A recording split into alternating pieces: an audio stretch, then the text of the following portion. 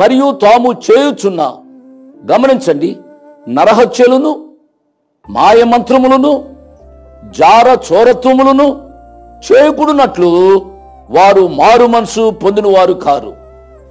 వీరి యొక్క జీవితంలో అనగా ఈ చివరి దినాల్లో 5 రకాలైన పాపాలు వారిని పట్టుకొని పీడిస్తూ ఉన్నాయి. 1 విగ్రహారాధన, 2వది నరహత్యలు.